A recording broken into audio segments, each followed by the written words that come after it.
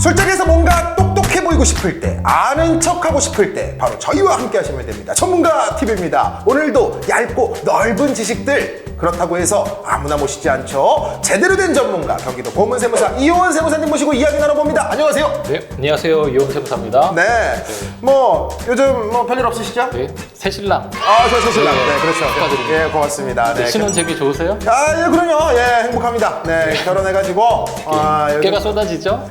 깨 쏟아지면 죽는데 오래 걸릴 텐데. 네, 청소기 돌려야죠 그러면. 깨 쏟아지는 거 상상했는데 지금 스트레스 받네. 모르는데.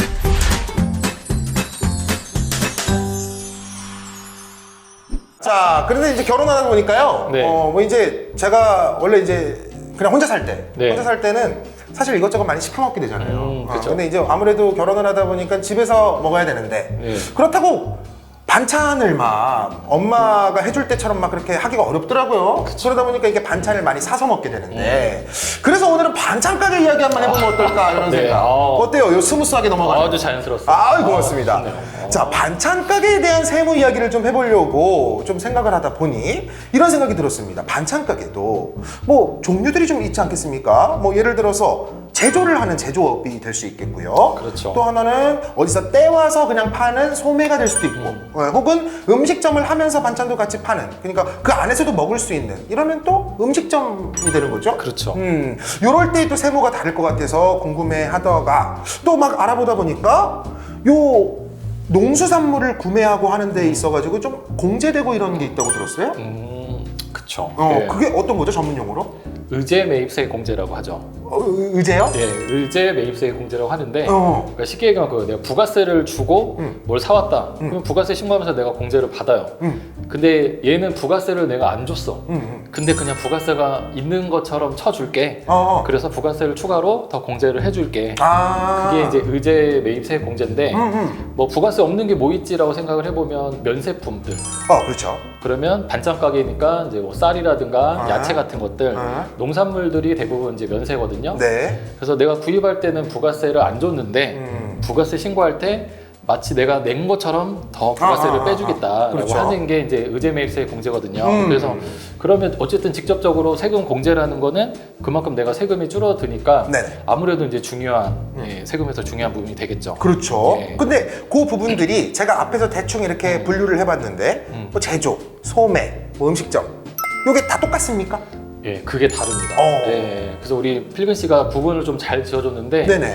근데 이게 실제가 이게 구분하기가 사실은 좀 어려워요. 왜냐면 뭐 사실 이제 그 사업을 처음 하시는 분들이라서 이게 뭐 업종을 어떻게 해야 되는지 그런 것도 잘 모르기도 하고, 뭐 세무서에 사업자 등록하러 가서도 저 그냥 뭐 반찬 가게 합니다라고 하면 그냥 대략 뭐 어떻게 보면 좀 대략 이게 업종을 이제 그치. 정해 주거든요. 네. 근데 지금 말씀 딱 하신 게 딱 그 부분이에요. 어. 내가 직접 조리를 한다 그러면 이제 이게 제조가 되는 거고요.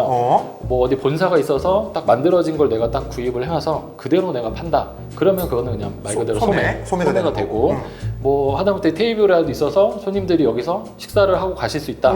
그러면 이제 그게 음식점이 되거든요. 그래서 지금 말씀드린 걸로 한번 판단을 해보세요. 지금 우리가 어떤 형태로 하고 있는지. 내가 뭔가. 그렇죠. 그래서 한번 사업자 등록증을 한번 다시 보셨을 때 말씀드린 형태로 되고 있냐, 아니면 나는 예를 들면 음식점인데 그냥 소매업으로 돼 있네. 그러면 업종을 다시 한번 체크를 좀 해 보셔야 돼요. 그래서 이게 왜 중요한지를 한번 이제 말씀드려 보면, 네. 방금 말씀드린 이제 농산물 그 의제 매입세 공제라고 했잖아요. 네네. 그래서 이 부분이 일단 제일 유리한 걸로 말씀드리면 음식점일 때가 가장 유리해요. 음식점일 때가 가장 많은 공제를 받는군요. 예, 그러니까 우리가 부가세가 10%인데 네. 음식점은 이제 대략 이제 계산을 해봤을 때 한 7%에서 한 8% 정도를 해줘요. 내가 내지도 않은 부가세를. 안 내는데도. 그래서 구입한 금액의 한 7, 8%를 해주니까 가장 많이 해주고요. 예, 그래서 만약에 식사를 하는 곳이다 그러면 반드시 음식점으로 업종을 그렇게 가시는 게 더 유리하고요. 그 다음으로는 이제 제조업. 예, 제조업은 한 절반 정도 돼요. 예. 그리고 소매업은 기본적으로 없습니다. 근데 생각해보면 그러네요. 가져와서 파는 거니까. 예, 그냥 뭐 쭉, 예. 그렇죠. 그냥 이게 중간다리잖아요. 예. 그러니까 그래서- 어떻게 보면 없는 게 맞는 거네. 그렇죠. 그거는 없는 거고, 제조는 내가 뭔가를 이제 노동 이제 투입이 되기 때문에 그런 거를 이제 어떻게 보면 더 이제 반영을 해주는 개념이 되거든요.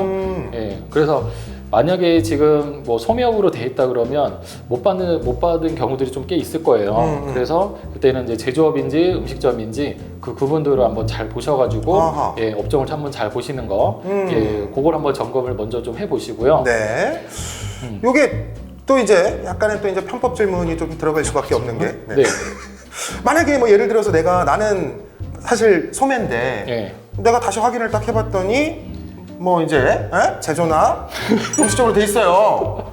굳이 요거만 뭐 신고 내가 다 안 받고 되는 예, 거잖아요. 오랜만에 퇴근 직전까지. 난감한 예. 질문이죠? 세무사 입장에서는. 네, 뭐, 예, 이제 현실에서, 예, 뭐, 그 구분하기가 어렵기 때문에 먼저 이제 말씀을 드리고 구분을 시켜드린 건데, 네네. 유리한 걸 이제 좀 아셨으니까, 네.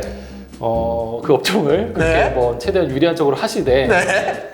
나중을 생각을 해서 형태를 좀 잘 생각을 해보세요. 이게 뭐, 예를 들면 테이블에 하나 넣는 거랑 없는 거랑 또 차이가 그렇지. 있기 때문에, 예, 야, 그렇게. 정치인처럼 잘 빠져나가시네요. 정말. 네. 아, 알겠습니다. 그러니까 말씀하신 것이 이제 뭐 소매인데 음식점으로 돼 있어갖고 굳이 그렇게 하실 거면은 테이블이라도 하나 놓고 성이라도 보여주셔라 뭐 이런 게 알아듣겠습니다. 네. 뭐 어쨌든 저희가 그걸 권장하는 거 아니고요. 네, 이제 알아서 선택하실 부분인데 저희가 이런 것이 있다 알려드리는 정도다. 이렇게. 억울하신 경우들을 먼저 푸시고, 네, 네. 사실 이제 근데 실제로 사장님도 이런 질문들이 많으셔서 많아요 실제로. 네, 질문 잘했네. 예. 근데 음식점은 참고로 영업 허가를 꼭 받으셔야 되거든요. 그렇죠. 예, 그거까지 좀 감안을 하셔야 돼요. 그렇군요. 예. 네, 알겠습니다. 제가 세무사님이 당황하실 때마다 너무 기뻐요. 내가 뭔가 이게 딱 촌철살인의 뭔가 질문을 한 것 같아가지고 기쁩니다. 자, 좋습니다. 그렇다면은 뭐 이제 세금 관련해서 본격적으로 좀 이야기를 예. 좀 해보면은 뭐 반찬 가게가 대부분 좀 영세가 많죠. 아무래도. 네, 아무래도. 예. 네, 그래 동네 반찬 가게들 보면 작게 그냥 이렇게 하시는 분들이 많은데 요 세금 관련해서 뭐 기장, 뭐 계속 뭐 맡겨야 되느냐, 예. 뭐 이런 부분들을 좀 이야기해 주시면 좋을 것 같아요. 맞아요. 저희가 뭐 이제 창업에 대한 세금 부분들 영상을 좀 많이 올려드렸는데 네. 일단은 아무래도 좀 크게 하기보다는 좀 소규모로 하시는 분들이 많다 그렇죠. 보니까 뭐 세금 신고 어떻게 해야 되냐, 뭐 세무사를 처음부터 뭐 맡겨야 되냐 그런 게 고민되실 거거든요. 그래서 준비한 게요. 네. 업종을 지금 세 가지를 나눠 드렸잖아요. 네. 우리가 좋아하는 세 가지. 세 가지 좋죠. 세 가지를 한번 제가 구분해서 좀 말씀드려보면 네. 이제 무조건 기장을 이제 하셔야 됩니다. 매출 기준. 예, 그걸 말씀드려보면 소매업은 3억 연매출이 3억이 넘어가면 그때는 무조건 하셔야 되고요. 음식점이랑 제조업으로 만약에 돼 있다 그러면 네. 연매출이 1억 5천 1억 5천. 넘어가면 그때는 이제 기장을 다달이 하는 이제 기장을 이제 하셔야 되고요. 네. 그리고 조금 더 팁으로 좀 드렸을 때 뭐 그게 안 되면 뭐 무조건 괜찮지 않냐는 아니고 조금 더 편한 기준 하나 더 말씀드리면 예, 이제 소매업인 기준일 때는 연매출이 6천이 안 됐다. 그러면 이제 경비에 대한 것도 크게 걱정을 안 하셔도 돼요.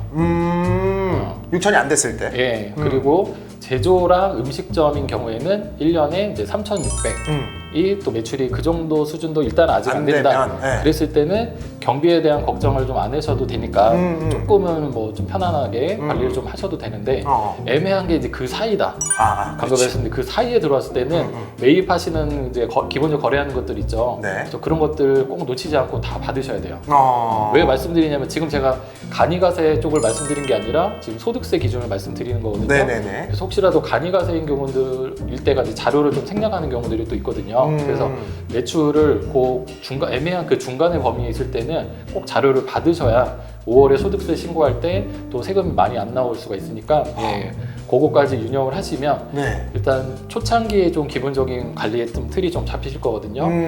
뭐 어디까지나 장사 잘 되셔서 기본 기준 올라오셔서 예, 맡길 수 있도록 그렇게 이제 장사가 잘 되시는 게 가장 좀 좋을 것 같고요. 그렇죠. 네. 네. 사실 세금 걱정한다는 거는요. 행복한 걱정이에요. 그렇죠. 네. 그렇잖아요. 예. 돈을 벌었으니까 세금 걱정을 하는 거 아니겠습니까? 그렇습니다. 네. 네. 이것도 촬영해 주시는 우리 PD님도 굉장히 많이 보셨거든요. 네. 그래요? 네. 지금. 오늘 회식 뭐 아무튼 간에 뭐 좀 전에 이렇게 대충 나눠주셨어요. 소매업 같은 경우는 3억 이렇게 기준을 좀 잡아주셨고 제조업 같은 경우는 1억 5천 이렇게 잡아주셨는데 그게 뭐 되면은 꼭 맡겨야 됩니다가 아니고 맡기면 좋습니다라고 이제 추천을 해주시는 거죠? 아니 꼭 기준으로 보시는 게 좋을 것 같아요. 아 그래요? 예. 오, 그러니까 본인들의 어떤 매출을 잘 체크하시면서 네. 세금 관련해서도 이 행복한 걱정 꼭 하시기 바라겠습니다. 세금 걱정 없는 인생 슬프지 않습니까? 네, 세금 걱정 꼭 하시면서 행복한 걱정 하시면서 고민해 보시면서 세금 관련해서 문제 없이 잘 처리하시기 바라겠습니다.